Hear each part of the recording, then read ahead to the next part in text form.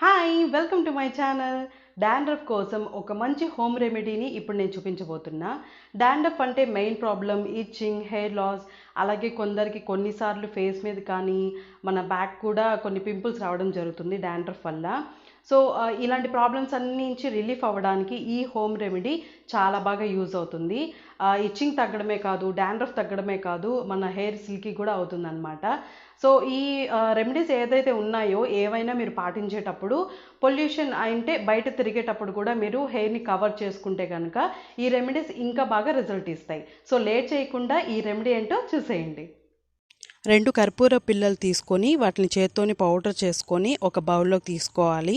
ఈ కర్పూరం వల్ల హెయిర్ లాస్ అవుతుందా, హెయిర్ ఫాల్ ఏమైనా అవుతుందా అని చెప్పి టెన్షన్ పడక్కర్లేదు. నేను యూస్ చేస్తున్న హోమ్ రెమెడీసే చెప్తాను. అలాగే నేను యూస్ చేసిన తర్వాత రిజల్ట్ బాగుంటేనే చెప్తాను. సో టెన్షన్ అక్కర్లేదు.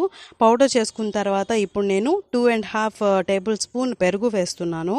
పెరుగు మన జుట్టుకి చాలా కండిషనింగ్గా వర్క్ చేస్తుంది అనమాట. సో మనకి పెరుగు వల్ల డాండ్రఫ్ తగ్గడమే కాకుండా కండిషనర్కి కూడా అది వర్క్ అవుతుంది. ఇప్పుడు ఒక హాఫ్ లెమన్ పిండుతున్నాను.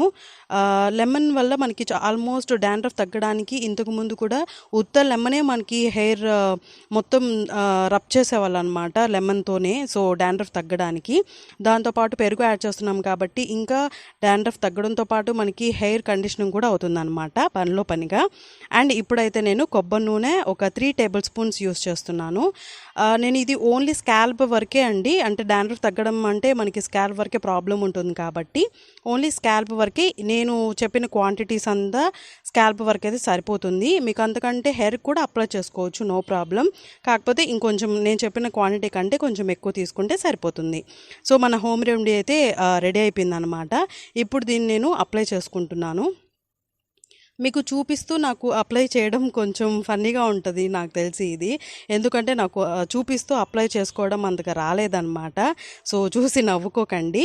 అండ్ అప్లై చేసుకునేటప్పుడు మాత్రం ప్రతి రూట్కి ప్రతి స్కాల్ప్ ఒక్కొక్క పాయ్ తీసుకుంటూ ప్రతి దగ్గర స్కాల్ప్ మొత్తానికి మనం చేసిన ఈ హోమ్ రెమెడీ ఏదైతే ఉందో ఇది మొత్తం అప్లై అయ్యేలా మీరు అప్లై చేసుకోవాలి.